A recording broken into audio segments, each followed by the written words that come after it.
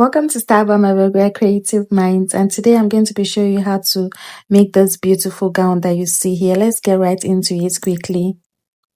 So I've gone ahead to mark my pattern paper, and I marked the essential lines to be leading, which I'm going to be labeling now. There's our chest line, our bust points, and underbust and waistline. So we are drafting the upper part of this dress first. Then for our Basque waist effect, we are coming down by 4 inches. You can do 5 inches, totally depends on you. So I'll label that Basque, and we'll begin our drafting. So for the sleeve, I'm doing 3.5 inches, and I'll connect my shoulder slope just like I've done here. And the next step now is to get what I have there, divide it by 2 and get the midpoint, and I came out by 0.5 inches.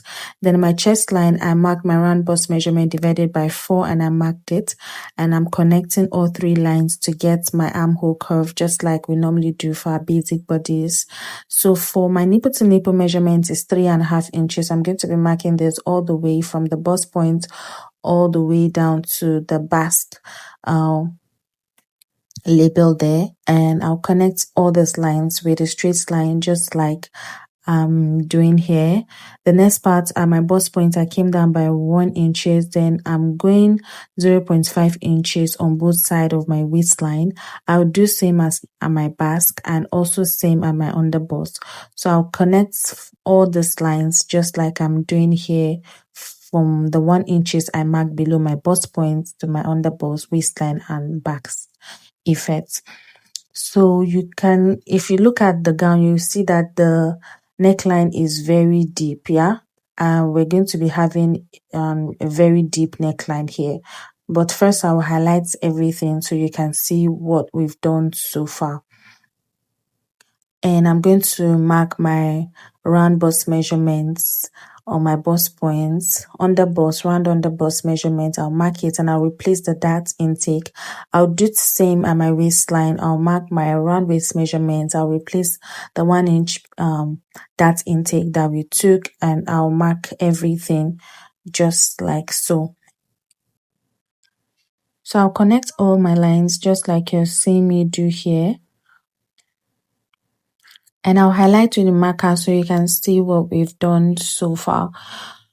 So the next step now is to determine how deep you want your neckline to be. So for my underbust, I'm going up by 3 inches from my underbust. And from that point, I will go out again by 0.5 inches and I'll mark it. Then I'll connect from my shoulder to that point. So you're going to be having about 11 inches thereabout for the neckline, 11 inches. So if you don't want it so deep, you can do 8, 10 inches. So from that point, I'll curve it all the way to meet my underbust line. Then from my underbust, I'll go up by 1 inches and I'll curve it back again to meet my dart line, just like I am doing here. And you can see how beautiful our upper part is coming together already. So the next part now is to just basically highlight everything I've done with my marker so you can see clearly what I have done. And next we're going to go ahead and create our basque waist effect. So for the basque waist effect at my waistline, I came down by 1/2 inch and I'll just close my dart and I'll connect that 1/2 inch all the way to meet the basque line that I marked. I'll highlight this with my marker for you to see. And that's basically all. So this upper part, we're going to slash and spread it to your preference. You can decide to slash it on all sides, or you can just decide to slash the dart part that is opened. So when you are cutting on your fabric, ensure you include all your stitching allowance of 2 inches or 1.5 inches. So next is to just basically cut this out.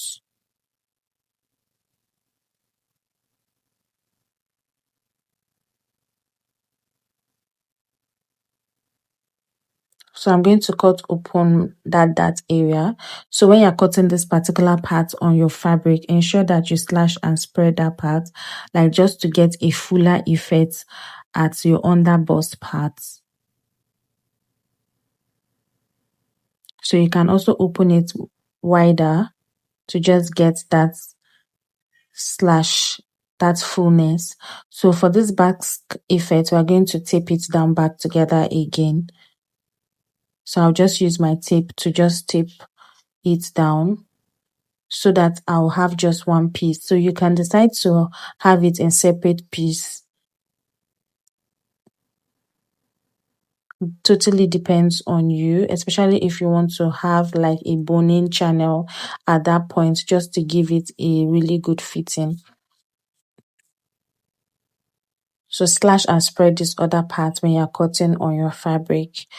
And we'll go ahead and draft for the back piece. So for the back piece, I've gone ahead to label my shoulder line, my bust points, and also my waistline. I also went ahead to leave about 1.5 inches, which is going to serve as my zipper allowance. So I'll just quickly ensure that I do the necessary things. So I'm just trying to get my armhole curve. I'll mark my 3.5 inches and I'll go down by 1 inches for the back neckline. I'll slant my shoulder slope and I'll curve my neckline for the back, which is 3.5 by 1 inches.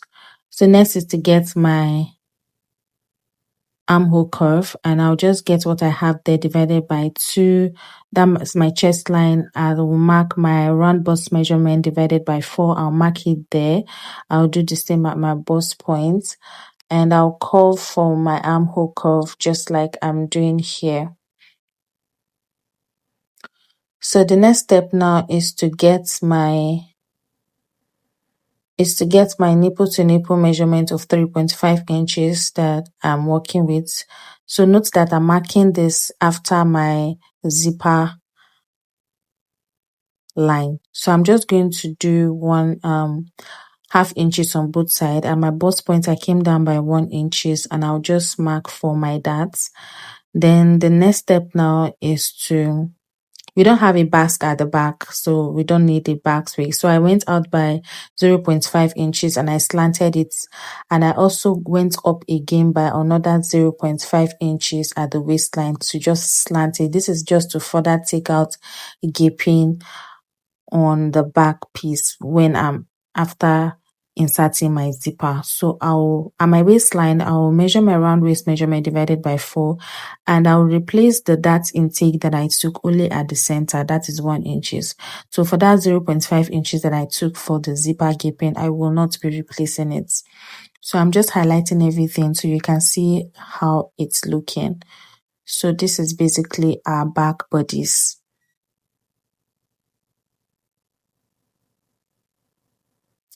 So you can, when we are cutting on fabric, we're just going to close our dart, or you can decide to include your dart intake for this dress, or you can just do without it and cut it out.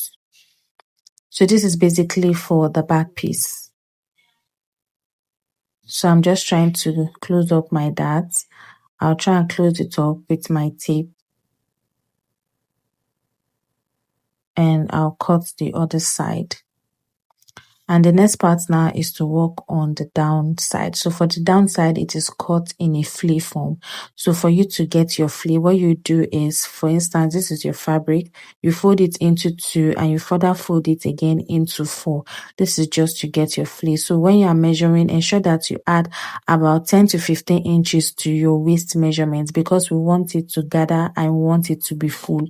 So you will not measure your exact waist measurement. So for instance, if your waist measurement is 20, add about 10 to 15 inches to your waist measurement, which is going to give you about 35 inches for you to be able to measure this part. So to get this part is going to be your full length minus your half length. So if your full length of your gown is 30 inches and for the half length it took 10 inches, so you're going to be measuring about 20 inches for this flea and we'll cut it out. So I'm just cutting it like an illustration, so that's why it's shorter. And if your fabric is not enough, you can cut this in 2 different places and join it together and gather it to give it that very full effect. So cut it as a flea. If you cut it straight, it might not give you that full effect that you are seeing on the dress. So for your collar, go ahead and fold your fabric like so and go up by 1/2 inches, just like I've done here. This part is going to be the part that will sit on the shoulder of your neckline. Then come out by about 3.5 inches. So you can do 3 inches. Okay, if you check the collar of the dress, it did not sit all the way around the neckline, so it was just like a 3/4 kind of collar. So just mark where your round neckline stop and you go ahead and highlight it there. Then you draw a straight line. Okay, then for the design extension, you can go out by about 1.5 inches and you extend it to get that collar shape. So I have a detailed tutorial on how you can go about collar, but if you follow this method, it's also going to give you a very good result. And that's basically it for this tutorial, guys.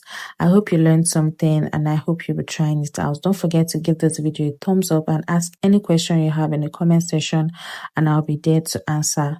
See you in my next tutorial. Bye.